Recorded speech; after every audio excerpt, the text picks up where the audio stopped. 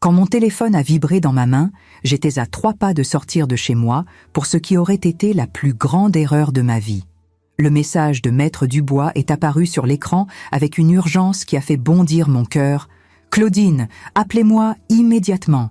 N'allez pas chez votre fille, c'est un piège. » Mes doigts se sont figés sur le bouton de mon manteau de laine que je venais de boutonner. Et quelque chose au fond de ma poitrine s'est brisé avant même que je comprenne pourquoi. Ce dîner chez Amélie, ma fille, qui devait être une célébration en famille, avait été planifié depuis des semaines. Mon fils Étienne viendrait spécialement de Paris pour cela. Et Amélie avait tellement insisté, avec cette voix douce qui me désarme toujours, disant que nous devions parler de quelque chose d'important, quelque chose qui changerait nos vies pour le meilleur. J'avais passé tout l'après-midi à préparer la tarte aux pommes à la cannelle qu'ils adoraient depuis enfant, cette recette de ma mère qui remplissait la maison d'un arôme de foyer et de souvenirs heureux. La pluie fine d'octobre frappait aux fenêtres de ma petite maison à Amboise, et dehors, la vallée de la Loire était enveloppée de cette brume grise typique de l'automne. Mais en moi, une tempête bien pire commençait à se former. J'ai appelé Maître Dubois avec les mains tremblantes tellement que j'ai failli laisser tomber le téléphone. Il a répondu à la première sonnerie et sa voix grave portait un sérieux que je n'avais jamais entendu auparavant. Pas même quand il s'était occupé de la succession après la mort de mon mari Bernard, il y a 5 ans. « Claudine, j'ai besoin que vous vous asseyiez et m'écoutiez très attentivement, » a-t-il dit, et j'ai obéi, me laissant tomber sur la chaise de la cuisine, sentant mes jambes faiblir. Ce qu'il m'a raconté dans les 15 minutes suivantes a complètement détruit l'image que j'avais de mes propres enfants. Amélie et Étienne avaient consulté un autre avocat, un spécialiste de la mise sous tutelle judiciaire, et il rassemblait des documents pour me faire déclarer incapable d'administrer mes propres biens. Ils alléguaient que je développais une démence, que je n'étais plus en état de prendre des décisions, que j'étais manipulée par des personnes mal intentionnées. Maître Dubois avait découvert tout cela par hasard, par l'intermédiaire d'un collègue du cabinet qui avait mentionné l'affaire sans savoir qu'il était mon avocat depuis plus de 20 ans. « Le dîner d'aujourd'hui n'est pas une célébration, Claudine, » a-t-il dit avec regret dans la voix. « Ils ont préparé un document pour que vous le signiez, transférant la procuration complète de tous vos biens. Ils vont essayer de vous convaincre que c'est pour votre propre bien, qu'ils vous protègent. » J'ai raccroché le téléphone et je suis restée là, paralysée, regardant la tarte sur la table de la cuisine, ce symbole de mon amour maternel qui semblait soudain si pathétique et naïf. Comment n'avais-je rien remarqué? J'ai commencé à reconstituer les derniers mois dans ma tête, et chaque pièce s'emboîtait avec une clarté douloureuse. Les visites de plus en plus fréquentes d'Amélie, posant toujours des questions sur mes finances, sur les investissements que Bernard avait laissés, sur la maison, sur le petit héritage que j'avais reçu de ma tante Marguerite l'année dernière. Étienne appelant toutes les semaines de Paris, demandant si je prenais bien mes médicaments, si je n'oubliais pas les choses, si je n'avais pas besoin d'aide pour payer les factures. Il construisait un récit, rassemblait de fausses preuves d'une incapacité qui n'existait pas. J'avais 69 ans, pas 90. Ma tête fonctionnait parfaitement bien. Je m'occupais de ma maison toute seule, je faisais toutes mes courses, je gérais mes propres comptes, je participais au club de lecture de la bibliothèque municipale. Mais mes enfants essayaient de me faire passer pour une vieille sénile afin de prendre le contrôle de tout ce que Bernard et moi avions construit pendant 42 ans de mariage. La pluie a redoublé d'intensité dehors, et à travers la fenêtre de la cuisine, je pouvais voir les lumières de la ville commencer à s'allumer dans la pénombre de l'après-midi. Ma maison, cette maison que Bernard et moi avions achetée quand Amélie n'avait que 3 ans, semblait soudain un endroit étrange, comme si les murs gardaient des secrets que je ne connaissais pas. J'ai pensé à toutes les fois où j'avais ouvert ma porte à mes enfants, tous les repas que j'avais préparés, toutes les nuits que j'avais passées éveillées quand ils étaient malades, tous les sacrifices que Bernard et moi avions faits pour leur donner une bonne éducation, une vie confortable. Étienne avait obtenu son diplôme en administration des entreprises à la Sorbonne. Amélie était pharmacienne avec sa propre pharmacie à Tours. Ils avaient de bons emplois, des vies stables, et pourtant ce n'était pas suffisant. Ils voulaient plus, ils voulaient ce qui était à moi, et ils étaient prêts à me détruire pour l'obtenir. Le téléphone a vibré à nouveau, et cette fois c'était un message d'Amélie. « Maman, tu es en route. » Le dîner est presque prêt et Étienne vient d'arriver. Nous sommes impatients de parler avec toi de ce sujet important dont je t'ai parlé. Ça va être merveilleux, tu vas voir. J'ai regardé ce message et j'ai ressenti un mélange de douleur et de colère monter dans ma gorge comme de la bile. La douceur fausse dans ces mots, la manipulation cachée derrière chaque virgule. J'ai répondu seulement « J'ai un problème, je ne pourrai pas venir aujourd'hui ». La réponse est venue immédiatement, presque désespérée. « Maman, qu'est-ce qui s'est passé? Tout va bien? Tu veux que je vienne chez toi ?» Je pouvais sentir leur panique à travers l'écran, le plan soigneusement élaboré commençant à s'effondrer. J'ai éteint mon téléphone et je suis restée assise dans l'obscurité croissante de ma cuisine, écoutant seulement le son de la pluie et le tic-tac de l'horloge murale qui avait appartenu à ma grand-mère. J'avais besoin de réfléchir, de comprendre l'étendue complète de la trahison, de décider quoi faire maintenant que je connaissais la vérité. La tarte aux pommes sur la table refroidissait lentement, et avec moi, refroidissait aussi l'amour inconditionnel qu'une mère ressent toujours pour ses enfants. Pour la première fois en 69 ans, je me sentais complètement seule au monde. Vous savez, parfois on est tellement plongé dans sa propre histoire qu'on oublie de la partager avec ceux qui comptent vraiment. Si vous m'écoutez maintenant et que quelque chose dans ce que je raconte a touché votre cœur, je serais très heureuse si vous mettiez un like à cette vidéo et me disiez dans les commentaires d'où vous m'écoutez. Savoir que je ne suis pas seule dans cette épreuve, que d'autres personnes comprennent cette douleur, ça fait toute la différence. Et si vous voulez continuer à suivre ce qui m'est arrivé, abonnez-vous à la chaîne pour ne pas manquer les prochains chapitres.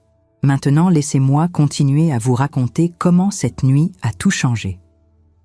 J'ai passé toute la nuit éveillée, assise dans le fauteuil du salon, enveloppée dans une couverture, revivant chaque moment des derniers mois et réalisant à quel point j'avais été aveugle.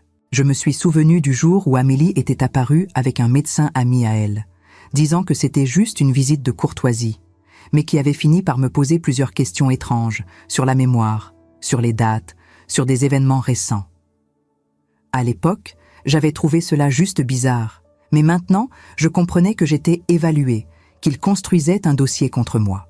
Je me suis souvenue des fois où Étienne avait suggéré que je vende la maison et déménage dans un appartement plus petit, plus facile à entretenir, disant qu'il s'inquiétait de me voir vivre seule dans cette grande maison. Il ne l'avait jamais dit clairement, mais maintenant je voyais. Il voulait que je liquide mon plus grand patrimoine, facilitant le contrôle sur l'argent. Je me suis souvenue quand j'avais mentionné que je pensais faire un voyage en Provence avec mes amis du club de lecture. Et Amélie avait réagi avec une inquiétude exagérée, disant que je ne devrais pas voyager seule à mon âge, que je pourrais me perdre ou oublier quelque chose d'important. Quand le soleil s'est levé sur la vallée de la Loire, apportant cette lumière dorée d'octobre que j'ai toujours aimée, j'avais déjà pris une décision. Je ne serais pas une victime passive dans cette histoire. J'ai appelé Maître Dubois dès l'ouverture de son cabinet, à 8h30 du matin, et nous avons fixé une réunion urgente. Pendant que je me préparais pour sortir, je me suis regardée dans le miroir de la chambre et j'ai vu une femme qui paraissait peut-être plus âgée qu'elle ne se sentait à l'intérieur, avec les cheveux grisonnants et les rides qui racontaient les histoires d'une vie entière, mais dont les yeux brillaient encore d'une détermination que mes enfants avaient clairement sous-estimée. Je n'étais pas la vieille fragile et confuse qu'ils voulaient que je sois. J'étais Claudine Giraud, fille d'agriculteurs qui avaient travaillé la terre jusqu'à leur dernier jour de vie, épouse d'un homme qui m'avait appris que la dignité ne se négocie pas, et mère de 2 enfants qui étaient sur le point d'apprendre une leçon très dure sur le respect et les conséquences. Au cabinet de Maître Dubois, dans le centre historique d'Amboise, avec vue sur le château où Léonard de Vinci avait passé ses dernières années, j'ai entendu pour la première fois les détails complets du plan de mes enfants. Ils avaient engagé un avocat spécialisé en droit de la famille et succession, un homme connu pour son manque de scrupules et pour aider des familles à obtenir des mises sous tutelle judiciaire, même dans des cas douteux. Ils avaient obtenu des témoignages de voisins que je connaissais à peine, disant qu'ils me voyaient confuse dans les rues, parlant toute seule, laissant des casseroles sur le feu. Tout cela était des mensonges, mais des mensonges qui semblaient convaincants sur le papier. Ils avaient obtenu des copies d'anciennes ordonnances médicales, d'une époque où je prenais des antidépresseurs après la mort de Bernard. Et ils utilisaient cela comme preuve d'instabilité mentale. Le document qu'ils espéraient me faire signer au dîner était une procuration irrévocable qui leur donnerait le contrôle total sur ma maison. Mon compte bancaire, mes investissements, mon héritage. Je serais devenue prisonnière de ma propre vie, dépendante de la bonne volonté d'enfant qui avait démontré n'en avoir aucune. Maître Dubois a mis ses lunettes de lecture et m'a regardée avec ce sérieux paternel qui m'avait toujours rassurée. « Claudine, vous avez 2 options maintenant, » a-t-il dit, organisant les documents sur son bureau en acajou poli. Vous pouvez les confronter directement, ce qui mènera probablement à une bataille judiciaire longue et douloureuse, ou vous pouvez agir stratégiquement, protégeant vos biens avant qu'ils ne puissent faire le moindre mouvement légal. Je savais déjà quel serait mon choix avant même qu'ils ne finissent de parler. Je ne voulais pas d'une guerre avec mes enfants, mais je ne serais pas non plus une victime. « Que suggérez-vous » ai-je demandé, ressentant un calme étrange s'emparer de moi. Cette clarté qui vient quand on arrête enfin de s'illusionner et qu'on voit la réalité telle qu'elle est. Il a souri légèrement et j'ai réalisé qu'il avait déjà un plan préparé, attendant seulement mon autorisation pour le mettre en pratique.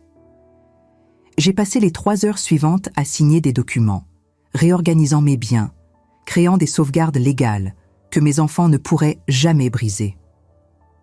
Quand je suis sortie de ce cabinet, le soleil de midi brillait fort, et malgré la douleur que je portais dans ma poitrine, j'ai ressenti pour la première fois depuis des mois que j'avais le contrôle de ma propre vie.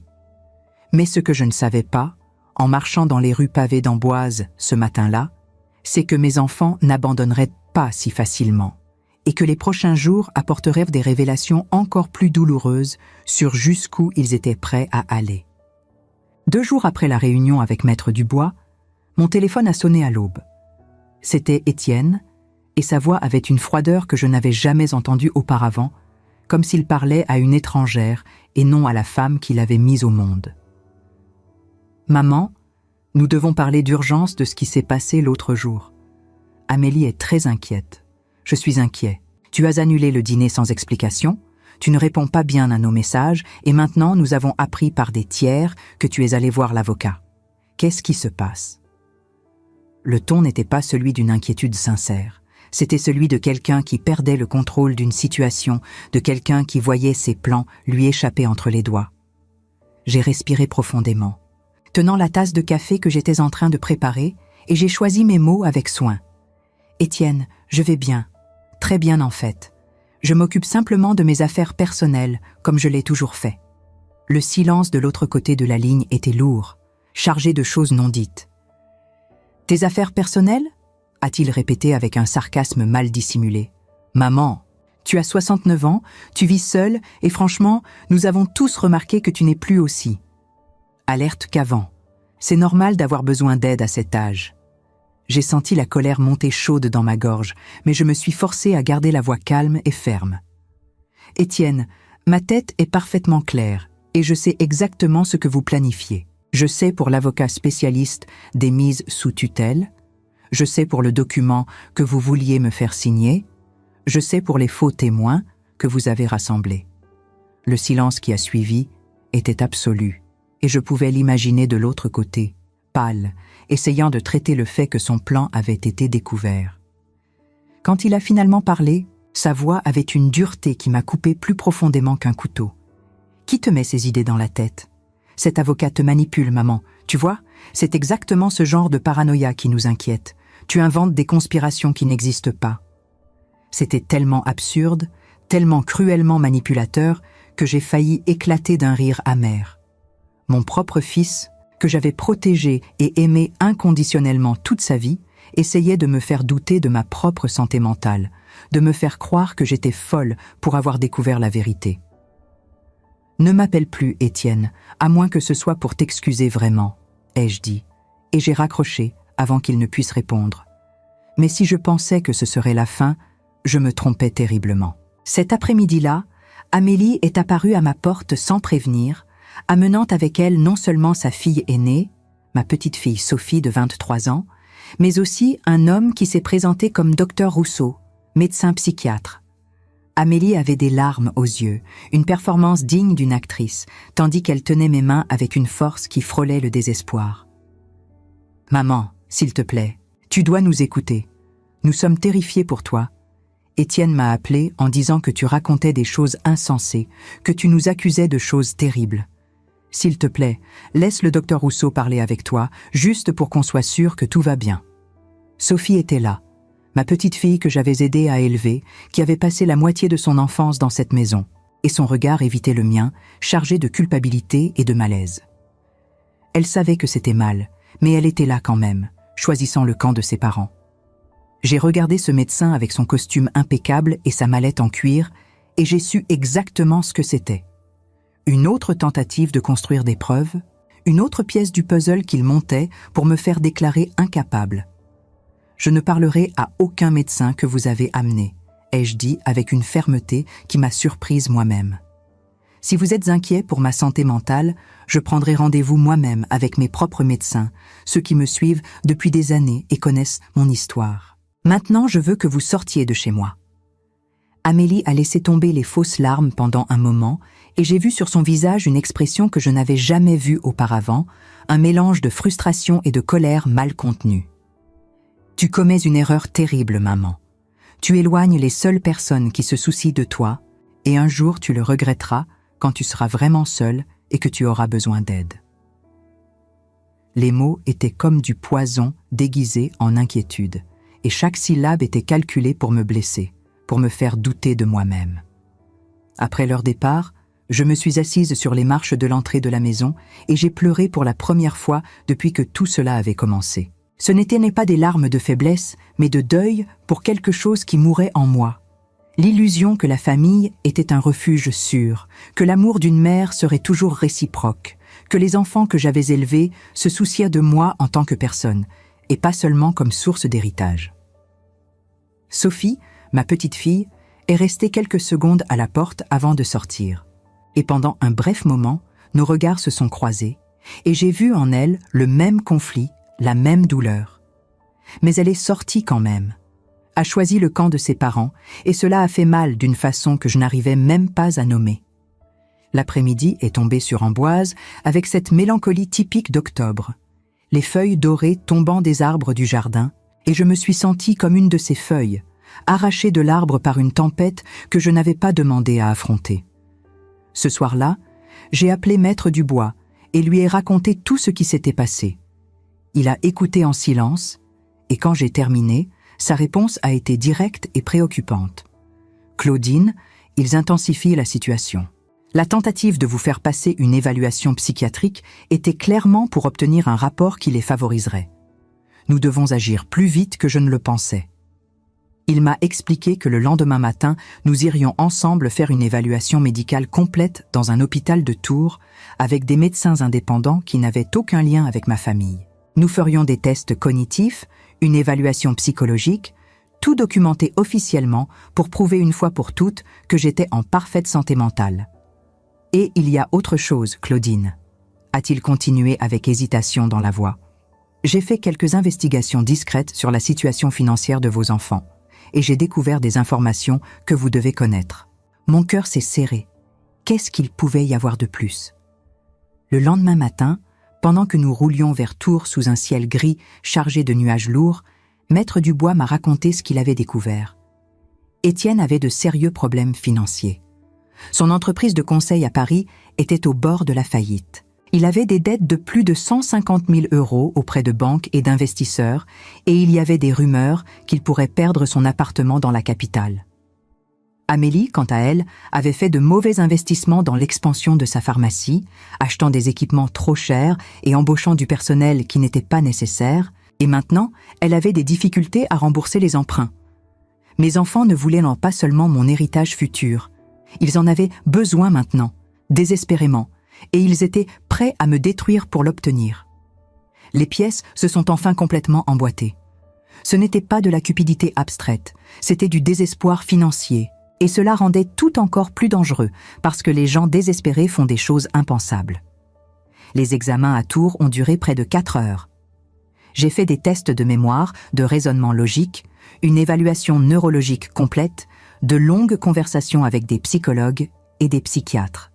C'était épuisant et humiliant dans un certain sens, devoir prouver ma propre santé mentale pour me protéger de mes propres enfants, mais c'était aussi libérateur. Chaque test que je réussissais, chaque question à laquelle je répondais correctement, était une preuve concrète de plus contre les mensonges qu'il construisait. La médecin responsable de l'évaluation, Dr Lemoine, une femme d'une 50aine d'années avec un regard bienveillant mais professionnel, m'a dit à la fin « Madame Giraud, vos résultats sont bien au-dessus de la moyenne pour votre tranche d'âge. Votre mémoire est excellente, votre raisonnement est aiguisé, il n'y a absolument aucun signe de déclin cognitif ou de démence. Quiconque prétend le contraire ment délibérément. » J'ai entendu cela et j'ai senti un poids immense quitter mes épaules. J'avais entre les mains la preuve irréfutable que j'allais bien, que les plans de mes enfants étaient basés sur des calomnies. Mais quand nous sommes revenus à Amboise en fin d'après-midi, nous avons trouvé quelque chose qui m'a glacée. La porte de ma maison était entr'ouverte et j'étais absolument certaine de l'avoir verrouillée avant de partir. Maître Dubois m'a fait attendre dans la voiture et est entré le premier, prudent, et quand il est revenu, son visage était grave. Quelqu'un est entré ici, Claudine, a fouillé les tiroirs, les armoires, il semble qu'il cherchait des documents. Nous sommes entrés ensemble et la scène était celle d'une invasion calculée. Il n'avait pas pris la télévision, il n'avait pas pris de bijoux, il n'avait rien pris de valeur matérielle évidente. Mais le bureau où je gardais mes documents personnels était complètement retourné, des papiers éparpillés par terre, des tiroirs ouverts. Le petit coffre que j'avais dans l'armoire de la chambre, où je gardais les actes de propriété et le testament, portait des marques de tentative d'effraction. Mais heureusement, il n'avait pas réussi à l'ouvrir. Nous avons appelé la police, mais je savais déjà qui avait fait cela, et Maître Dubois le savait aussi, même si nous ne pouvions pas le prouver. Mes enfants cherchèrent des documents. Ils voulaient savoir exactement quelles mesures j'avais prises. Ils voulaient trouver des failles dans ma planification. La sensation d'invasion, de violation, était suffocante. Cette maison, qui avait toujours été mon refuge, mon lieu sûr, construit avec amour au fil des décennies, semblait maintenant vulnérable, corrompue. J'ai passé la nuit à ramasser des papiers, à réorganiser des documents, mais surtout à essayer de réorganiser mes pensées et mes émotions. Les policiers venus enregistrer la plainte ont été polis mais sceptiques, disant que sans preuves concrètes, ils ne pouvaient pas faire grand-chose, que c'était probablement des cambrioleurs ordinaires cherchant de l'argent ou des objets de valeur. Mais je connaissais la vérité. Je sentais au fond de mon âme que mes propres enfants avaient affranchi une ligne de plus, envahissant ma vie privée, ma sécurité, mon foyer. Et s'ils étaient capables de cela, de quoi d'autre étaient-ils capables? Jusqu'où iraient-ils dans cette escalade de trahison et de désespoir? Le lendemain matin, Maître Dubois est apparu très tôt, avant même que le soleil ne se lève complètement, apportant des nouvelles qui allaient tout changer à nouveau. Il avait reçu un appel d'un détective privé qu'il avait discrètement engagé, et ce que cet homme avait découvert sur mes enfants allait bien au-delà de simples problèmes financiers. Il y avait quelque chose de plus sombre, de plus profond dans cette histoire, et cela était sur le point de venir à la lumière d'une façon qu'aucun de nous n'attendait.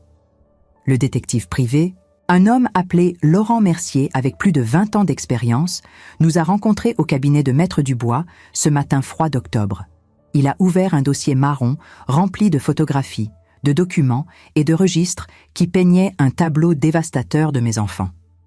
Étienne n'avait pas seulement des problèmes financiers dus à une mauvaise gestion, il avait une addiction aux jeux en ligne qui avait drainé ses économies au cours des 2 dernières années.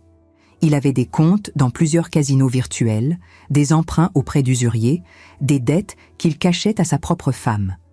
Les photographies le montraient entrant dans des établissements de paris clandestins à Paris, des rencontres avec des personnes de réputation douteuse. Amélie, quant à elle, entretenait une relation extra-conjugale depuis plus d'1 an avec un homme qui travaillait comme conseiller financier et qui, selon le détective, était connu pour conseiller à ses clients d'obtenir de l'argent de parents âgés par des méthodes discutables. Ils avaient été vus ensemble dans des hôtels de Tours, des dîners romantiques, dans des restaurants éloignés, et il y avait des enregistrements de messages que le détective avait réussi à obtenir par des sources confidentielles, montrant que cet homme avait été une pièce fondamentale dans le plan de me retirer le contrôle de mes biens. J'ai regardé ces photographies et ces documents éparpillés sur le bureau en acajou poli. Et j'ai eu l'impression de regarder la vie d'étranger, pas la réalité des enfants que j'avais élevés. Étienne assis à une table de poker clandestine, avec ce regard vide et désespéré de celui qui a tout perdu et continue de jouer en espérant récupérer quelque chose qui ne revient jamais. Amélie riant avec cet homme dans un restaurant au bord de la Loire, l'alliance de mariage cachée dans son sac, trahissant non seulement son mari, mais toute la famille avec sa supercherie. « Depuis combien de temps savez-vous cela ?» ai-je demandé à Maître Dubois, sentant ma voix trembler malgré l'effort pour la garder ferme. Il a ajusté ses lunettes et m'a regardé avec un mélange de pitié et de détermination professionnelle. J'ai commencé à enquêter discrètement juste après avoir découvert le plan de mise sous tutelle, Claudine. Quelque chose n'avait pas de sens, ce n'était pas juste de la cupidité ordinaire. Il devait y avoir quelque chose de plus urgent, de plus désespéré qui les motivait à agir ainsi. Laurent Mercier a ajouté avec sa voix rauque de celui qui a déjà vu beaucoup de mauvaises choses dans la vie. Vos enfants sont dans une spirale descendante, Madame Giraud. Les gens dans cette situation deviennent imprévisibles, dangereux même, parce qu'ils n'ont plus rien à perdre. Les images défilaient devant mes yeux comme un cauchemar éveillé. Il y avait des relevés bancaires montrant les retraits massifs d'Étienne, toujours à des heures tardives, toujours dans des quartiers mal famés de Paris. Des factures de casino en ligne pour des montants qui me donnaient le vertige. J'ai vu une photo de lui sortant d'un immeuble délabré dans le 18e arrondissement, les épaules voûtées, le visage marqué par l'angoisse et l'insomnie. Ce n'était plus le jeune homme brillant qui avait obtenu son diplôme avec mention à la Sorbonne, ce n'était plus mon fils qui rayonnait de fierté le jour de son mariage. C'était un homme brisé par ses propres démons, consumé par un vice qui dévorait tout sur son passage. Et moi, sa mère, je n'avais rien vu, aveuglé par l'amour maternel et la confiance aveugle. Les preuves concernant Amélie étaient tout aussi accablantes. Laurent Mercier avait même réussi à obtenir des copies de messages échangés avec son amant, ce Julien Mercot, un homme d'une quarantaine d'années, au sourire charmeur et aux intentions vénales.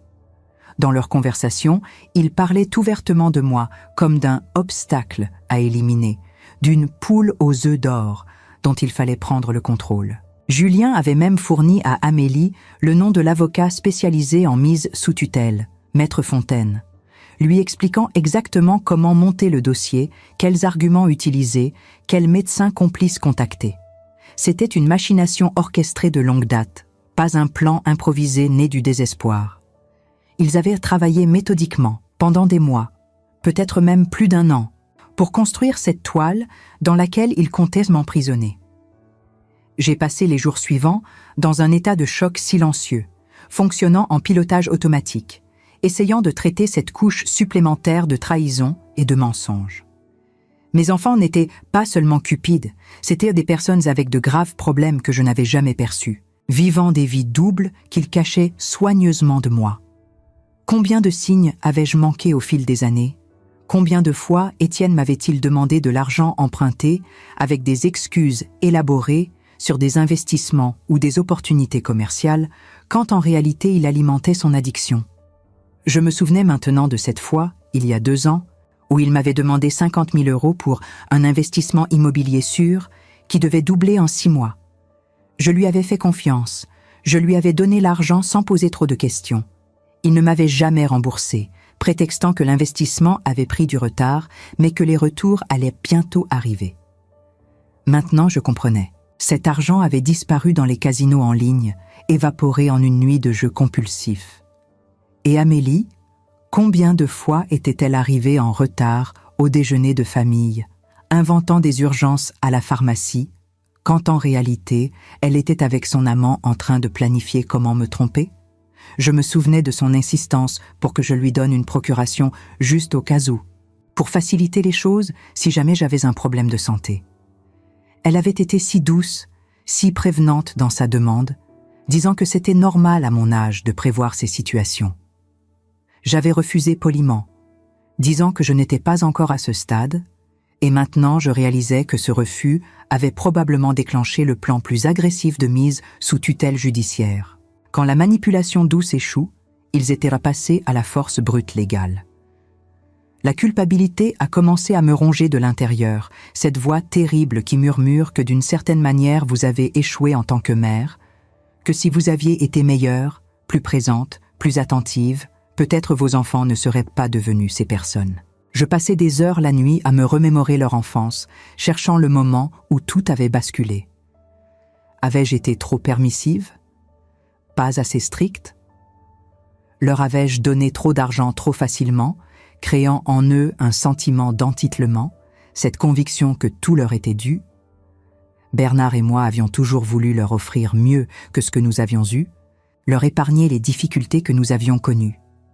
Était-ce là notre erreur fatale? Les avoir protégés de la réalité, ne leur avoir jamais vraiment appris la valeur de l'argent, le prix du travail, l'importance de l'intégrité? Mais Maître Dubois, avec sa sagesse de quelqu'un qui avait traité d'innombrables cas de famille détruites par l'argent et la cupidité, m'a dit quelque chose qui est resté gravé dans mon esprit. Claudine, vous n'avez pas créé des méchants. Vous avez élevé des personnes qui ont fait de mauvais choix, et ces choix sont les leurs, pas les vôtres. Vous avez aimé, protégé et donné tout ce que vous pouviez. Ce qu'ils ont fait avec cela est leur responsabilité. Ces mots m'ont apporté un certain réconfort, mais la douleur restait lancinante, profonde, comme une blessure qui ne voulait pas se refermer. Mais la situation était sur le point d'empirer de façon que je n'aurais jamais imaginé possible. Une semaine après la réunion avec le détective, j'ai reçu une notification judiciaire. Mes enfants avaient officiellement déposé une demande de mise sous tutelle judiciaire, alléguant que je souffrais de démence avancée, que je représentais un danger pour moi-même et que, en tant qu'unique héritier direct, devais immédiatement prendre le contrôle de tous mes biens et décisions. Ils avaient annexé au dossier ces faux témoignages de voisins, des rapports médicaux de médecins que je n'avais jamais vus de ma vie, des comptes rendus d'épisodes de confusion mentale qui n'avaient jamais eu lieu. C'était une fiction élaborée, une conspiration documentée en langage juridique, et maintenant, c'était officiellement enregistré dans le système judiciaire français. Maître Dubois a lu le dossier avec une expression de plus en plus sombre, prenant des notes dans les marges, et quand il a terminé, il a soupiré profondément. Ils ont engagé un très bon avocat, Claudine. Ceci est bien construit, même si c'est basé sur des mensonges. Nous allons devoir nous battre très fort pour tout démonter. Il m'a montré certains passages particulièrement vicieux. Un témoignage d'une prétendue voisine, Madame Beauchamp, qui affirmait m'avoir vue errer dans la rue en robe de chambre à 3 heures du matin, parlant toute seule. C'était complètement faux. Je n'avais même jamais parlé à cette femme. Un autre témoignage d'un commerçant prétendant que j'avais essayé de payer mes courses avec de vieux francs, confondant la monnaie. Encore un mensonge. Chaque ligne de ce dossier était une agression contre ma dignité, contre ma réalité, contre tout ce que j'étais. L'audience préliminaire a été fixée dans 3 semaines, au tribunal de Tours, et soudain, ma vie s'est transformée en une course contre la montre pour rassembler des preuves de ma propre compétence. Je suis passé par d'autres examens médicaux encore plus approfondis que les premiers. Des tests neuropsychologiques complexes qui duraient des heures, où je devais résoudre des puzzles, mémoriser des séquences de chiffres, dessiner des horloges, raconter des histoires à partir d'images. C'était épuisant mentalement, mais chaque test réussi était une victoire, une preuve supplémentaire de ma lucidité. J'ai collecté des témoignages de voisins réels qui me connaissaient depuis des décennies. Madame Arnoux, qui habitait la maison d'à côté depuis 40 ans, a écrit une lettre magnifique témoignant de mon autonomie, de ma clarté d'esprit, de la façon dont je prenais soin de mon jardin chaque semaine, dont je recevais mes amis pour le thé, dont je participais activement à la vie du quartier. Monsieur Petit, le boulanger chez qui j'achetais mon pain tous les matins depuis 25 ans, a attesté que je n'avais jamais montré le moindre signe de confusion, que nos conversations étaient toujours cohérentes et agréables. Madame Lefebvre, du club de lecture, a fourni un témoignage détaillé sur ma participation active aux discussions littéraires, ma capacité à analyser des textes complexes, ma mémoire précise des livres que nous avions lus ensemble. J'ai rassemblé mes relevés bancaires des 5 dernières années, montrant une gestion impeccable de mes finances. Chaque dépense était documentée, chaque investissement était réfléchi, Mes comptes étaient parfaitement équilibrés. J'ai apporté les attestations des professeurs du club de lecture et des responsables de l'église où j'aidais à organiser des événements caritatifs. Le père Dumont, qui me connaissait depuis mon mariage avec Bernard, a écrit une lettre particulièrement touchante, parlant de ma foi, de mon engagement envers la communauté, de ma lucidité et de ma sagesse dans nos conversations sur la vie et la spiritualité. Chaque document était une preuve supplémentaire que j'étais une personne lucide, active, capable. Mais c'était aussi une humiliation de plus, une invasion supplémentaire de ma vie privée, un besoin supplémentaire de prouver quelque chose qui n'aurait jamais dû être remis en question. Il y avait des nuits où je me réveillais à 3 heures du matin avec le cœur battant la chamade, pensant à tout ce qui pourrait mal tourner, à comment ce serait si le juge croyait aux mensonges de mes enfants, à comment ce serait de perdre ma liberté et ma dignité aux mains des 2 personnes que j'avais le plus aimées dans ma vie. 2 semaines avant l'audience, quelque chose d'inattendu s'est produit. Sophie, ma petite fille, est apparue à ma porte un samedi après-midi, seule, avec les yeux rouges et gonflés d'avoir tant pleuré. Elle était différente de la dernière fois que je l'avais vue, plus maigre, avec des cernes profondes, portant un poids qui ne devrait pas être sur les épaules d'une jeune femme de 23 ans. « Grand-mère, je dois te parler », a-t-elle dit avec la voix étranglée. Et je l'ai laissée entrer, même en sachant que cela pouvait être un autre piège, une autre tentative de me manipuler. Mais quelque chose dans sa manière d'être était différent. Il y avait une sincérité dans la douleur qui transparaissait dans chaque geste.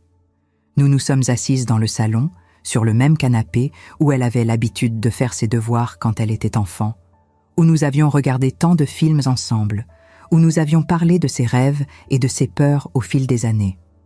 Le tissu du canapé portait encore les traces de toutes ces années, légèrement usé aux endroits où nous nous asseyions toujours, témoins silencieux de tant de moments partagés. « Je n'en peux plus », a commencé Sophie, les mots sortant en sanglots. « Je ne supporte plus de faire semblant de ne pas savoir ce qui se passe, que tout va bien. Grand-mère, je sais que maman et oncle Étienne mentent sur toi. Je sais que tu n'as aucun problème dans la tête. Et je sais des choses pires, des choses qu'ils m'ont fait promettre de ne jamais raconter. » Ce que Sophie m'a révélé dans les 2 heures qui ont suivi a complété le puzzle d'une façon qui m'a laissé simultanément dévastée et renforcée. Elle avait entendu des conversations entre Amélie et son amant, vu des documents qu'elle n'aurait pas dû voir. Elle avait été pressée par ses propres parents de mentir si nécessaire, de dire au juge qu'elle avait été témoin d'épisodes de confusion mentale de sa grand-mère qui n'avaient jamais eu lieu. Sophie était détruite par la culpabilité, par la complicité forcée dans quelque chose qu'elle savait être profondément mal. Elle m'a raconté comment, un soir, elle était passée à l'improviste chez sa mère et avait entendu Amélie parler au téléphone avec Julien, son amant. Il riait en évoquant ma naïveté, parlant de ce qu'il ferait avec l'argent une fois qu'ils auraient pris le contrôle. Julien avait même suggéré de me placer dans une maison de retraite médicalisée pour être sûr qu'elle ne cause pas de problème. L'entendre raconter cela m'a glacé le sang. « Ils m'ont dit que c'était pour ton propre bien, grand-mère », a pleuré Sophie, serrant mes mains avec force. « Que tu finirais par être trompée par des étrangers, que l'argent de grand-père serait gaspillé, que tu ne pouvais plus prendre de décision toute seule.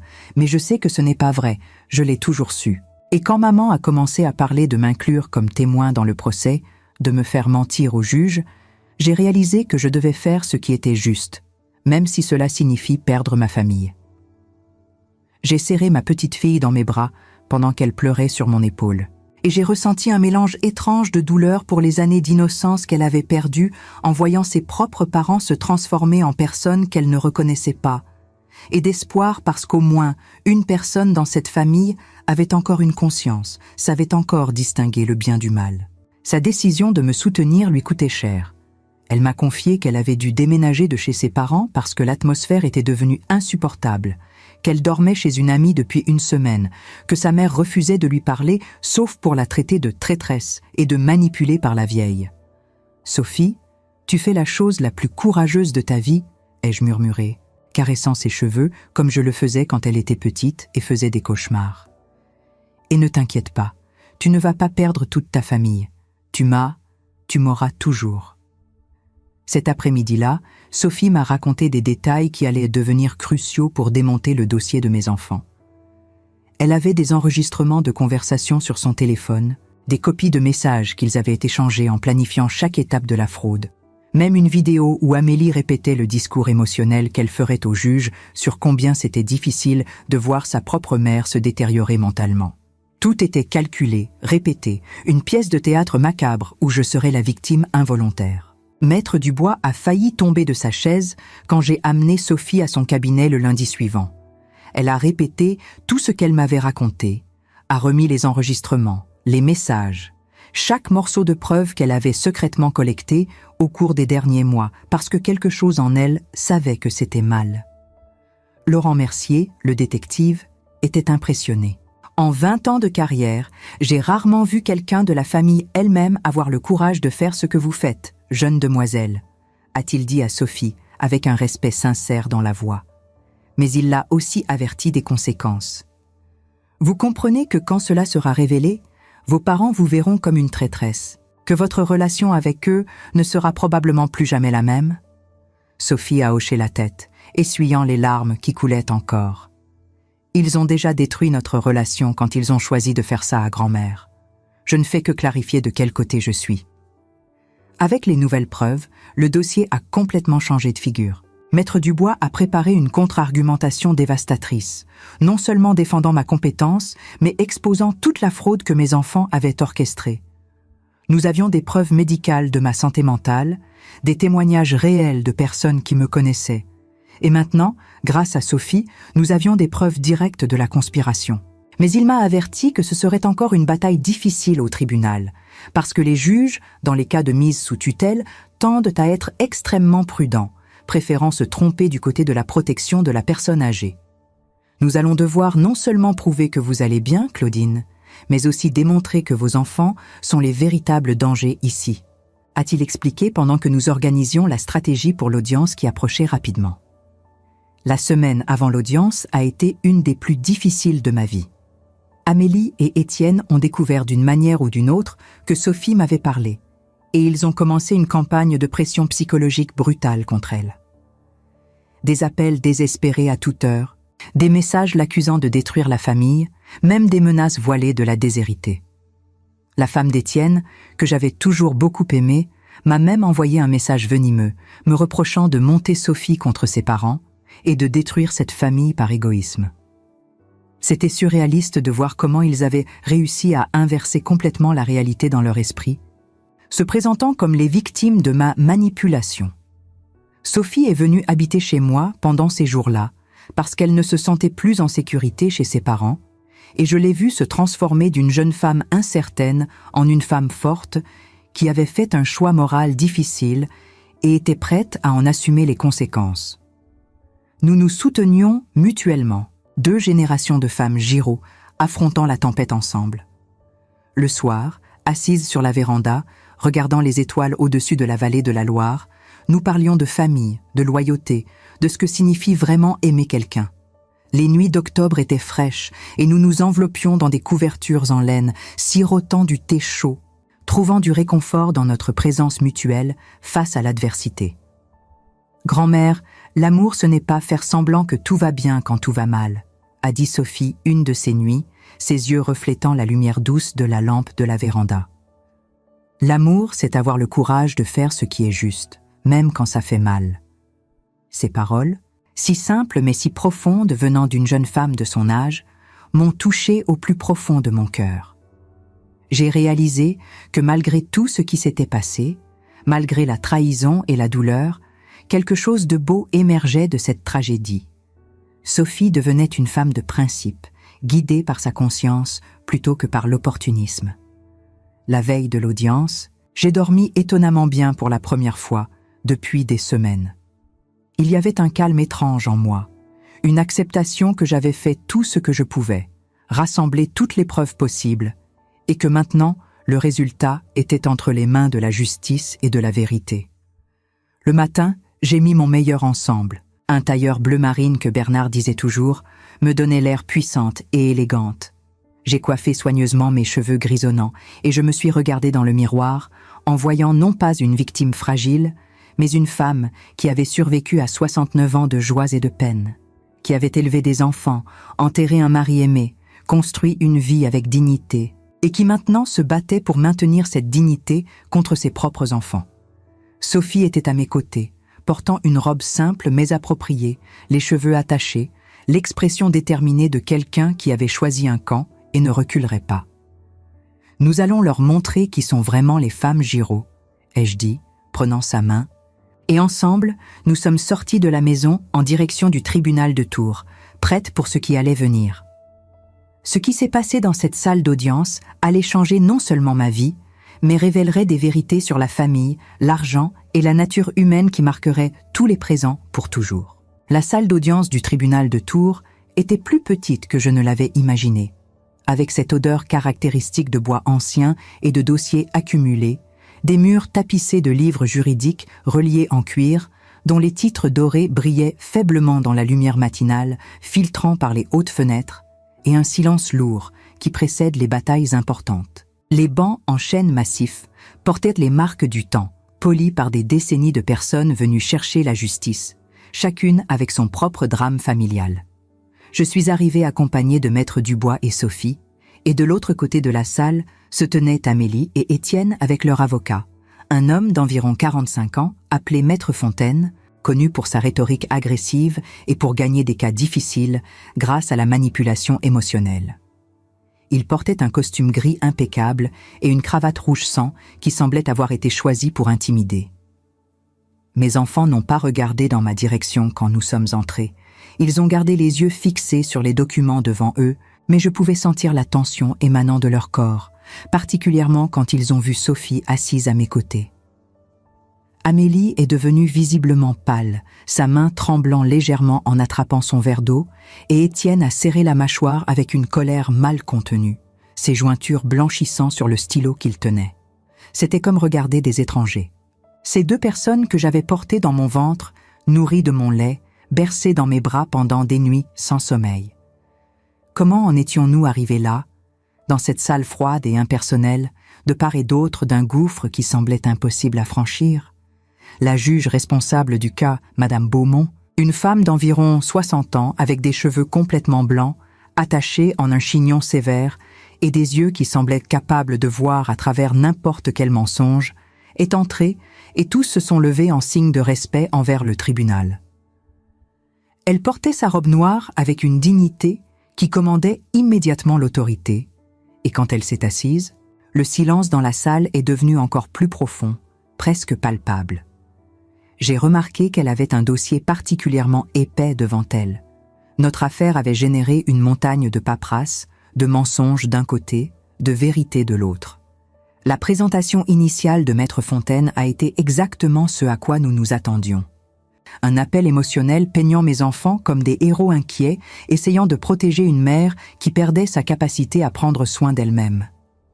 Il a présenté les faux témoignages, les rapports médicaux frauduleux, construisant un récit où j'étais une pauvre dame âgée, manipulée par un avocat sans scrupules qui voulait garder le contrôle sur mes biens pour ses propres intérêts. Sa voix était calculée pour émouvoir, montant et descendant avec une cadence dramatique qui aurait été impressionnante dans un théâtre. « Madame Giraud est aimée de ses enfants », a-t-il dit avec une voix mielleuse qui m'a donné la nausée. Ils sont ici aujourd'hui non pas par cupidité, mais par amour sincère et préoccupation pour le bien-être de leur mère. C'est douloureux pour eux de devoir prendre ces mesures légales, mais c'est nécessaire pour la protéger d'elle-même et d'influences externes malveillantes. Il a fait défiler une présentation PowerPoint avec des photos de moi prises à mon insu, me promenant dans le jardin en robe de chambre un dimanche matin, parlant apparemment toute seule, alors que j'écoutais simplement un podcast avec des écouteurs, sortant d'une pharmacie avec un air confus, qui était en réalité juste de la fatigue après une longue journée. Chaque image était accompagnée d'une légende trompeuse, transformant des moments ordinaires de ma vie en preuve d'un déclin mental. C'était une violation de ma vie privée, une distorsion cruelle de ma réalité quotidienne. Amélie a même réussi à laisser couler quelques larmes au moment opportun, sortant un mouchoir brodé, celui-là même que je lui avais offert pour son 30e anniversaire, pour essuyer ses yeux. Son mari, assis derrière elle dans le public, avait l'air mal à l'aise, évitant mon regard. Il ne savait probablement pas toute l'étendue de la trahison, ignorant encore la liaison de sa femme. Étienne maintenait une expression de préoccupation étudiée, mais je connaissais ses visages mieux que personne. J'avais essuyé ses visages quand ils étaient bébés.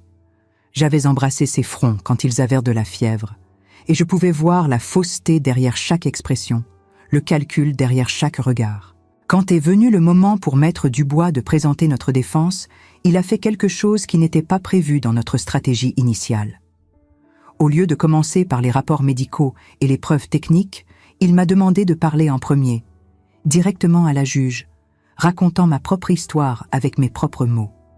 Je me suis levée, avec les jambes tremblant légèrement sous mon tailleur bleu marine, et j'ai regardé directement Madame Beaumont pendant que je commençais à parler. Ma voix était un peu hésitante au début, mais elle est devenue plus ferme à mesure que les mots sortaient. Madame la juge, j'ai 69 ans, pas 90. Je vis seule par choix, pas par nécessité. J'administre ma maison, mes finances, ma vie avec une compétence totale. Je ne suis pas parfaite. J'oublie des choses occasionnellement comme n'importe quelle personne de mon âge, où j'ai mis mes clés, le nom d'un acteur dans un film, ce que j'ai mangé au déjeuner avant-hier, mais je n'ai aucun problème cognitif ou mental qui justifie qu'on me retire le droit de contrôler ma propre existence. Ma voix était ferme, étonnamment calme, et j'ai continué, sentant la force monter en moi. Ce qui se passe ici n'a rien à voir avec mon bien-être. Cela concerne l'argent, l'héritage, et 2 enfants qui se sont perdus dans leurs propres problèmes et ont décidé que je serais la solution, même si cela signifiait me détruire dans le processus. J'ai vu Amélie se crisper sur sa chaise, incapable de maintenir le contrôle émotionnel face à la vérité exposée si directement.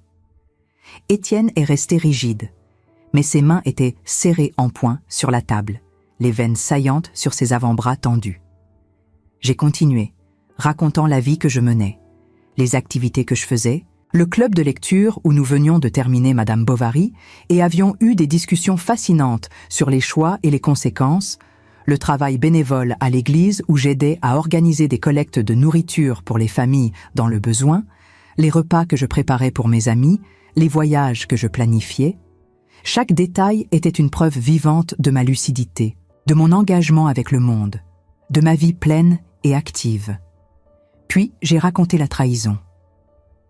Le message de l'avocat qui m'avait empêché de tomber dans le piège du dîner, la découverte du plan de mise sous tutelle, l'invasion de ma maison, chaque couche de mensonge et de manipulation qui avait été révélée. Ma voix s'est brisée légèrement quand j'ai parlé de la douleur de réaliser que mes propres enfants, ceux que j'avais aimés inconditionnellement toute ma vie, étaient capables d'une telle cruauté calculée. Madame Beaumont écoutait avec une attention totale, prenant des notes occasionnelles, son expression restant neutre mais ses yeux trahissant une empathie humaine face à mon témoignage. Puis, Maître Dubois a commencé à présenter les preuves, une après l'autre, méthodiquement détruisant chaque allégation que mes enfants avaient faite. D'abord, les rapports médicaux complets montrant ma parfaite santé mentale. Dr Lemoine avait fourni un rapport de 15 pages détaillant chaque test, chaque évaluation, avec des résultats qui non seulement me situaient dans la normale, mais souvent au-dessus de la moyenne pour mon groupe d'âge. Ensuite, les témoignages des voisins réels contredisant les faux témoignages qui avaient été présentés. Madame Arnoux a même fait le déplacement pour témoigner en personne, une femme de 75 ans avec une canne, qui a raconté avec émotion comment nous nous entraidions depuis des décennies, comment elle pouvait compter sur moi en cas de besoin, comment nous partagions du thé et des conversations profondes chaque semaine. Les relevés bancaires ont été projetés sur un écran, montrant une gestion financière méticuleuse. Chaque dépense était logique, chaque investissement était raisonnable, mes comptes montraient le portrait d'une personne parfaitement capable de gérer ses affaires. Maître Dubois a même apporté mes déclarations fiscales des 5 dernières années, toutes parfaitement remplies et à jour, une autre preuve de ma compétence administrative. Madame Beaumont examinait chaque document avec une attention méticuleuse, ajustant ses lunettes de lecture, faisant des annotations dans les marges de ses notes, et son expression devenait de plus en plus grave à mesure que l'étendue de la fraude se révélait. À un moment, elle a levé les yeux vers Amélie et Étienne avec un regard qui les a fait tous les deux baisser la tête. Je pouvais voir Maître Fontaine, leur avocat, devenir de plus en plus pâle à mesure qu'il réalisait dans quel genre de dossier il s'était laissé entraîner. Mais le moment décisif est arrivé quand Maître Dubois a appelé Sophie à témoigner. Ma petite fille s'est levée avec une dignité qui m'a rempli de fierté, a traversé la salle jusqu'à la barre des témoins, a juré de dire la vérité devant le tribunal et a commencé à raconter tout ce qu'elle avait vécu et observé. Sa voix a tremblé au début, mais elle est devenue plus forte à mesure qu'elle parlait, exposant les conversations qu'elle avait entendues, les plans que ses parents avaient élaborés, la pression qu'ils avaient exercée pour qu'elle mente. « Ma grand-mère n'a aucun problème », a dit Sophie en regardant directement la juge, sa voix claire et ferme maintenant. « Tout ceci est un mensonge créé par mes parents parce qu'ils ont besoin d'argent de toute urgence et ont pensé que tromper et contrôler leur propre mère serait plus facile que de résoudre leurs problèmes de façon honnête. Mon oncle Étienne a une addiction au jeu qui a drainé toutes ses économies et l'a endetté auprès d'usuriers. Ma mère entretient une liaison depuis plus d'1 an avec un homme qui l'a aidé à planifier toute cette fraude. Ils m'ont demandé, supplié et finalement menacé de mentir au tribunal, de dire que j'avais vu grand-mère confuse, oubliant des choses importantes, représentant un danger pour elle-même. Mais je ne peux pas faire ça. Je ne peux pas participer à la destruction d'une femme merveilleuse qui a été la meilleure grand-mère que quelqu'un puisse demander. Amélie n'a pas pu se contenir plus longtemps et s'est levée brusquement, la chaise raclant bruyamment le sol en bois. « Tu ne sais pas ce que tu fais, Sophie !» a-t-elle crié, sa voix brisée par l'émotion et la panique. « Tu détruis cette famille. Tu as été manipulée par elle. Tu ne comprends pas la situation. » La juge Beaumont a frappé son marteau avec force, le son résonnant dans toute la salle comme un coup de tonnerre. « Maître Fontaine, contrôlez votre cliente ou je la ferai expulser de cette salle. » L'avocat a tiré Amélie par le bras pour la faire se rasseoir, mais le dommage était fait. Le masque était complètement tombé. Le cri désespéré, la perte de contrôle, tout cela ne faisait que confirmer que Sophie disait la vérité. Maître Dubois a ensuite présenté les enregistrements que Sophie avait faits, et quand les voix d'Amélie et d'Étienne ont rempli cette salle du tribunal, planifiant chaque détail de la fraude, discutant de la façon de convaincre des témoins de mentir, répétant les discours émotionnels qu'ils feraient au juge, le silence qui a suivi était absolu, presque oppressant. On aurait pu entendre une épingle tomber. Les enregistrements étaient d'une clarté dévastatrice. Dans l'un d'eux, on pouvait entendre Étienne dire « Elle ne se doutera de rien. On lui fait signer la procuration au dîner et en 1 semaine, on a accès à tout. Elle est trop sentimentale pour nous refuser quoi que ce soit. » Dans un autre, Amélie disait à Julien, son amant, « Une fois qu'on aura le contrôle, on pourra la placer quelque part où elle ne nous causera plus de problèmes. Il y a d'excellentes maisons médicalisées en Normandie, loin d'ici. » Même Maître Fontaine, l'avocat de mes enfants, était visiblement choqué, ses mains tremblant légèrement sur ses documents. Il était clair qu'il n'avait pas eu connaissance de l'étendue réelle de la fraude que ses clients commettaient. Son visage était devenu cramoisi, probablement en réalisant que sa réputation professionnelle était en train d'être salie par association avec ce dossier sordide. Amélie avait couvert son visage avec ses mains, finalement en train de s'effondrer sous le poids de la vérité exposée, et Étienne était pâle comme de la cire, réalisant que le jeu était terminé et qu'ils avaient perdu de manière catastrophique. La juge Beaumont a écouté tous les enregistrements jusqu'au bout, son visage devenant de plus en plus sévère à chaque minute qui passait. Quand le silence est revenu dans la salle après le dernier enregistrement, elle a retiré ses lunettes et les a nettoyées lentement, un geste qui semblait porter le poids de décennies passées à traiter les pires facettes de la nature humaine dans les disputes familiales. Elle a laissé le silence s'installer pendant un long moment, un silence chargé d'attente et de tension, avant de commencer à parler. « Je vais être très claire sur ce que je pense de ce dossier », a commencé Madame Beaumont, sa voix tranchante comme une lame aiguisée. Rarement dans ma carrière, qui s'étend sur plus de 30 ans dans la magistrature, ai-je vu une tentative aussi délibérée et aussi élaborée de frauder non seulement le système judiciaire, mais de détruire la dignité et l'autonomie d'un membre de sa propre famille. Madame Claudine Giraud est clairement en plein usage de ses facultés mentales, comme démontré de manière exhaustive par les rapports médicaux présentés, par son propre témoignage éloquent et lucide, et par les témoignages de personnes qui la connaissent depuis des décennies. La demande de mise sous tutelle est complètement infondée et sera rejetée intégralement. » Elle a fait une pause, son regard se fixant sur Amélie et Étienne avec une dureté que j'avais rarement vue chez quelqu'un. « Quant au requérant de ce procès, vous devriez ressentir une honte profonde et durable. Vous avez utilisé le système de justice qui existe pour protéger les personnes âgées, vulnérables d'abus et d'exploitation, pour tenter de perpétrer exactement ce genre d'abus contre votre propre mère, une femme qui vous a donné la vie et a consacré des décennies à votre bien-être. Vous avez présenté de faux témoignages, des rapports médicaux frauduleux et avez tenté de contraindre une témoin, votre propre fille et petite-fille, à mentir sous serment. C'est une des démonstrations les plus flagrantes de manipulation et de cupidité familiale que j'ai jamais eu à juger. » La voix de Madame Beaumont est devenue encore plus sévère, résonnant dans toute la salle avec une autorité absolue. J'ordonne la transmission immédiate de copies complètes de ce dossier au procureur de la République pour enquête criminelle sur tentative de fraude, faux témoignages, falsification de documents médicaux et tous les autres crimes qui peuvent être configurés à partir des preuves présentées aujourd'hui. De plus, je détermine que Madame Claudine Giraud soit indemnisée pour tous les frais judiciaires et honoraires d'avocat à payer solidairement par les requérants.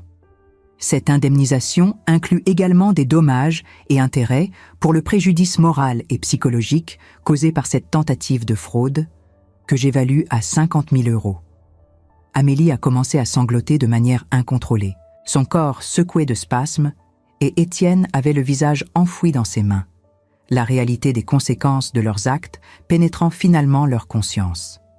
Le mari d'Amélie, dans le public, était devenu blanc comme un linge, probablement en train de calculer mentalement l'impact financier de cette décision sur leur vie déjà fragile. Maître Fontaine, l'avocat, a demandé la parole et s'est levé avec raideur. « Madame la juge, je tiens à présenter mes excuses au tribunal. Je n'avais pas connaissance de l'étendue de la fraude présentée par mes clients. Dans ces circonstances, je me retire immédiatement de la représentation de ce dossier. C'était un désastre complet pour mes enfants, une défaite non seulement légale mais morale, exposée publiquement dans un tribunal de justice. » Après que la juge ait frappé son marteau une dernière fois, déclarant la séance levée, il y a eu un moment étrange de silence total dans la salle avant que les gens ne commencent à se lever et à parler à voix basse. Quand nous sommes sortis de cette salle d'audience, j'ai ressenti un mélange étrange de soulagement profond, de tristesse lancinante et d'une sorte de vide existentiel.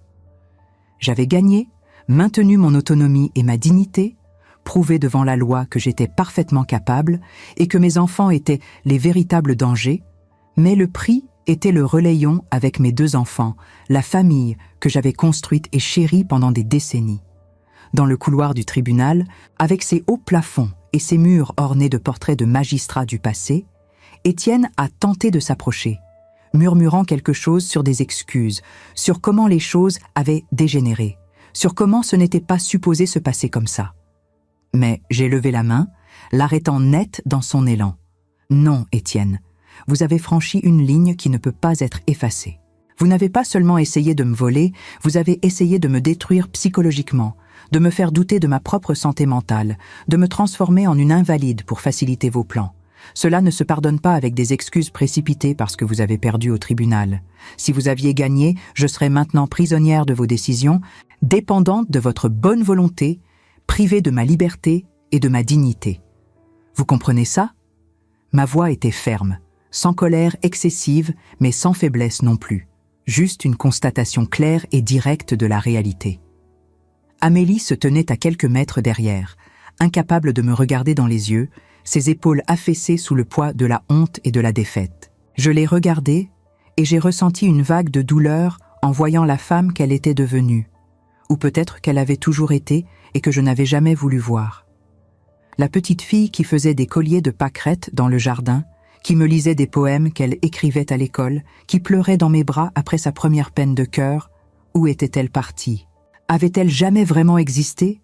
Ou n'avait-ce été qu'une illusion, un rôle qu'elle jouait en attendant l'opportunité de montrer sa vraie nature ? Vous savez ce qui me fait le plus mal ? Ai-je continué, ma voix se brisant légèrement malgré mes efforts pour rester forte. Ce n'est pas l'argent que vous vouliez prendre, ce n'est même pas la tentative de me contrôler légalement. C'est que vous étiez prêt à me faire croire que je perdais la raison, à me faire douter de ma propre réalité, à me faire penser que j'étais folle. C'est une des formes les plus cruelles de violence psychologique qui existent. Et vous étiez prêt à me faire ça, vos propres parents, pour de l'argent. Étienne a baissé la tête, incapable de soutenir mon regard. Et pour la première fois, j'ai vu des larmes réelles couler sur son visage. Pas des larmes de manipulation comme celles qu'Amélie avait versées au tribunal, mais des larmes de véritable remords, trop tardives et trop insuffisantes pour changer quoi que ce soit. « Maman, a-t-il commencé, mais je l'ai interrompu d'un geste de la main. « Il n'y a rien que tu puisses dire maintenant qui changera ce qui s'est passé. Vous devez vivre avec les conséquences de vos choix, et moi, je dois vivre avec la perte de mes enfants. Mais au moins, je vivrai libre, avec ma dignité intacte. Je suis partie avec Sophie et Maître Dubois, laissant mes enfants dans ce couloir froid et impersonnel du tribunal, 2 silhouettes brisées qui avaient joué et perdu le plus important jeu de leur vie. Sophie m'a serré la main fort pendant que nous marchions vers la sortie, et j'ai senti sa force se mêler à la mienne, 2 générations de femmes Giraud qui avaient choisi la dignité plutôt que la facilité, la vérité plutôt que le mensonge confortable. Nous sommes revenus à Amboise avec Maître Dubois et Sophie, et pour la première fois depuis des mois, quand nous sommes arrivés à ma maison, j'ai ressenti que je pouvais vraiment respirer. L'air sentait différent, plus pur, comme si la victoire au tribunal avait purifié l'atmosphère de toute la négativité qui s'était accumulée. Les arbres du jardin bougeaient doucement dans la brise d'octobre, leurs feuilles dorées créant une symphonie visuelle de changement et de renouveau. Ma maison, cette maison qui avait été violée et souillée par l'invasion, qui avait semblé corrompue par la trahison, redevenait enfin mon sanctuaire, mon refuge sûr. Sophie s'installerait chez moi pour un temps, peut-être même de façon permanente, selon ce qu'elle déciderait pour son propre avenir, maintenant que sa relation avec ses parents était irréparablement endommagée. Nous avons parlé cette nuit-là, assises sur la véranda en regardant le coucher de soleil peindre le ciel au-dessus de la Loire en nuances d'orange, de rose et de violet, sur la façon dont nous allions reconstruire notre petite famille de 2 générations, sur ses plans pour l'avenir, sur la façon dont je pourrais finalement vivre mes dernières années, combien qu'elles soient, avec dignité et paix. Grand-mère, tu m'as enseigné quelque chose de très important à travers tout ça, a dit Sophie, tenant ma main dans la sienne. Sa peau jeune et lisse contre ma peau marquée par le temps et les travaux d'une vie. Tu m'as appris que le véritable amour ne signifie pas protéger les gens de la vérité quand elle est douloureuse, mais ne jamais les protéger des conséquences de leurs propres mauvais choix. Tu m'as appris qu'avoir des principes et les défendre, même quand c'est difficile, même quand ça coûte cher, c'est ce qui définit qui nous sommes vraiment. Ces paroles m'ont touché profondément, et j'ai réalisé que malgré toute la douleur et la trahison, quelque chose de précieux émergeait de cette épreuve. Sophie devenait une femme de caractère, guidée par sa boussole morale plutôt que par l'opportunisme ou la facilité. Et peut-être que c'était là mon véritable héritage. Pas l'argent, ni la maison, ni les biens matériels, mais les valeurs que j'avais transmises à ma petite fille, qui les porterait dans le futur, longtemps après que je ne sois plus là. Dans les mois qui ont suivi, ma vie a trouvé un nouvel équilibre, différent de celui d'avant, mais pas nécessairement pire. Le procureur de la République a ouvert une enquête criminelle contre Amélie et Étienne, et bien que j'ai été appelée à témoigner quelques fois, j'ai essayé de garder une distance émotionnelle du processus. C'était leur responsabilité maintenant, leur chemin à parcourir, leurs conséquences à affronter. Ils étaient adultes, ils avaient fait des choix, et maintenant, ils devaient en répondre devant la justice. L'enquête a révélé encore plus de détails sordides. Les faux témoins avaient été payés. Certains des rapports médicaux avaient été falsifiés avec la complicité de médecins corrompus qui sont maintenant eux aussi sous enquête. Sophie a décidé d'utiliser cette expérience dévastatrice comme motivation pour étudier le droit, voulant se spécialiser dans la protection des personnes âgées contre l'abus familial, transformant sa douleur en but. Je suis restée immensément fière quand elle m'a annoncé cette décision, voyant comment quelque chose de si terrible pouvait générer quelque chose de potentiellement bon et significatif pour d'autres personnes dans le futur. Elle s'est inscrite à l'université de Tours en licence de droit et je l'aide financièrement, heureuse de pouvoir contribuer à son avenir d'une manière qui honore les valeurs que nous partageons maintenant. Je suis revenue à mes routines, au club de lecture où nous lisons maintenant Les Misérables et avons des discussions passionnantes sur la justice, la rédemption et la nature humaine, des thèmes qui résonnent différemment pour moi maintenant après ce que j'ai vécu. Je suis retournée aux travaux bénévoles à l'église, aux promenades dans la ville historique d'Amboise, aux après-midi de thé avec mes amis qui m'ont soutenue tout au long de cette épreuve. Mais maintenant, il y a une liberté nouvelle dans ces activités, sans le poids de la manipulation constante, sans la peur que chaque conversation avec mes enfants soit une tentative de me tromper ou de me contrôler. Il y a eu des moments de solitude profonde, je ne vais pas mentir. Des moments où je me réveille au milieu de la nuit et où je pense au Noël passé, aux anniversaires, à tous les bons souvenirs qui ont été tachés par la trahison. Il y a des moments où je regarde les vieilles photographies d'Amélie et d'Étienne encore enfants, innocents et pleins d'amour. Et je me demande où les choses ont commencé à mal tourner. À quel moment la cupidité et l'égoïsme ont remplacé les valeurs que j'ai essayé d'enseigner. Étais-je trop généreuse? Trop permissive? Avais-je créé, sans le savoir, ce sentiment qu'il méritait, tout sans avoir à travailler pour cela? Mais ensuite je regarde Sophie, je vois la femme forte et intègre qu'elle est en train de devenir, et je comprends que tout n'est pas perdu, que l'héritage que je laisserai ne sera pas seulement fait de douleur et de trahison, mais aussi de courage et de dignité face à l'adversité.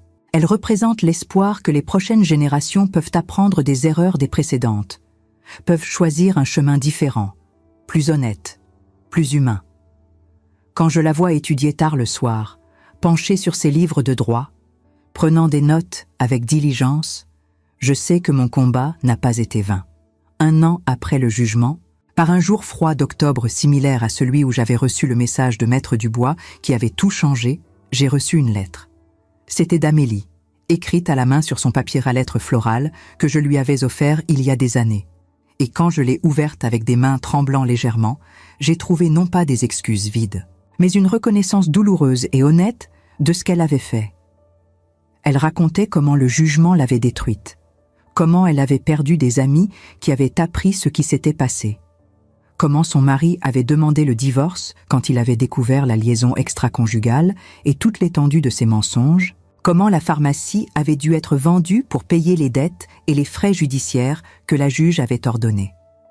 Elle parlait de thérapie, de confronter ses démons, de finalement comprendre l'ampleur de ce qu'elle avait tenté de me faire.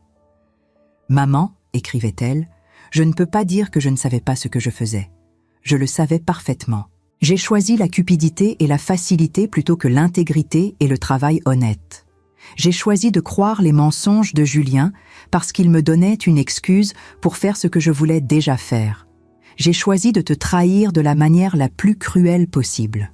Et maintenant, je dois vivre avec ça chaque jour, sachant que j'ai détruit la relation la plus importante de ma vie pour de l'argent que je n'ai même jamais obtenu. » La lettre se terminait par une demande non pas de pardon, elle reconnaissait qu'elle n'avait pas le droit de demander cela, mais de compréhension, disant qu'elle ne s'attendait pas à ce que je la reprenne dans ma vie, mais qu'elle avait besoin que je sache qu'elle travaillait pour devenir une meilleure personne, pour honorer la mère que j'avais toujours été, même quand elle n'avait pas réussi à être la fille qu'elle aurait dû être.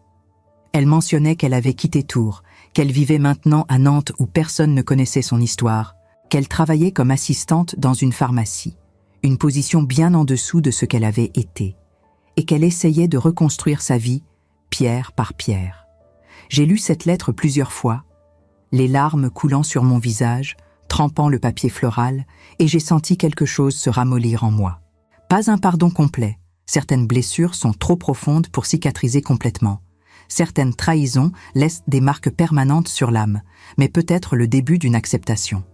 L'acceptation que les gens peuvent changer, que la rédemption est possible même après les pires actes, que la vie est plus complexe que les histoires simples de bons et de méchants. Étienne n'a jamais écrit, n'a jamais tenté de contact.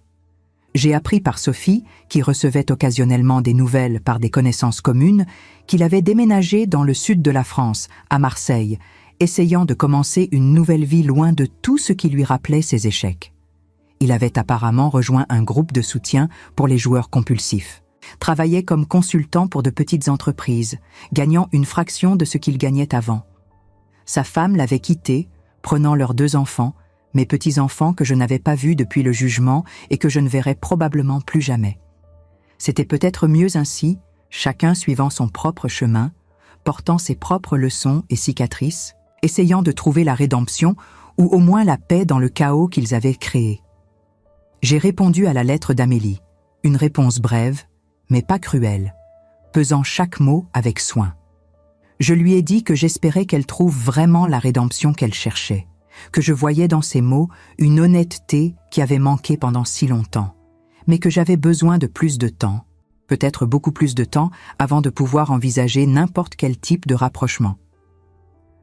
Le pardon n'est pas quelque chose qui arrive instantanément, ai-je écrit. C'est un processus, parfois un processus qui dure toute une vie. Je ne te promets rien, mais je ne te ferme pas complètement la porte non plus. Concentre-toi sur devenir la personne que tu veux être, pas sur ce que tu espères obtenir de moi. C'était la vérité, brute et honnête, et j'ai pensé qu'après tout ce que nous avions traversé, seule la vérité brute et honnête valait la peine d'être exprimée. Pas de faux espoirs, pas de mensonges réconfortants, juste la réalité telle qu'elle était, compliquée, douloureuse, mais peut-être pas complètement sans espoir pour l'avenir, même si cet espoir était ténu et conditionnel. Aujourd'hui, avec 70 ans fraîchement célébrés, un anniversaire que j'ai fêté avec Sophie, mes amis du club de lecture, les voisins qui m'avaient soutenu, et Maître Dubois qui était devenu plus qu'un avocat, un véritable ami, je regarde en arrière et je vois cette expérience non pas comme la fin de mon histoire, mais comme un chapitre transformateur qui m'a enseigné des leçons que seule la douleur profonde peut enseigner. J'ai appris que la famille n'est pas définie uniquement par le sang, mais par la loyauté, le respect et l'amour véritable. Sophie est plus ma famille aujourd'hui qu'Amélie et Étienne, parce qu'elle a choisi ce qui était juste quand ce qui était mal était plus facile et plus confortable. J'ai appris que vieillir avec dignité signifie se battre pour son autonomie jusqu'au dernier souffle, ne jamais accepter d'être diminué ou infantilisé juste parce que les années ont passé. L'âge apporte l'expérience et la sagesse, pas l'incapacité automatique. J'ai appris que l'argent et l'héritage ont un pouvoir terrible de corrompre même les relations les plus sacrées et qu'il est essentiel d'établir des limites claires et des protections légales avant que la cupidité ne transforme l'amour en haine. Si j'avais su plus tôt, si j'avais été moins naïve, peut-être que j'aurais pu empêcher une partie de cette douleur. J'ai appris que pardonner ne signifie pas oublier ou permettre aux gens de revenir vous faire du mal, mais signifie se libérer du poids du ressentiment qui empoisonne seulement celui qui le porte. Je travaille encore sur ce pardon, certains jours sont plus faciles que d'autres. J'ai appris que les gens peuvent montrer leur vraie nature dans des moments de crise, et que parfois cette vraie nature est décevante, mais qu'il y a aussi des surprises positives, comme Sophie, dont le courage moral a dépassé toutes mes attentes. Mon histoire n'a pas eu le fin heureuse de réconciliation familiale que beaucoup espéreraient, où tout le monde s'embrasse et tout redevient comme avant. La vie réelle offre rarement ces fins propres et réconfortantes qu'on voit dans les films ou qu'on lit dans les romans. Mais elle a eu une fin de force, de survie, d'une femme qui a refusé d'être victime d'eux.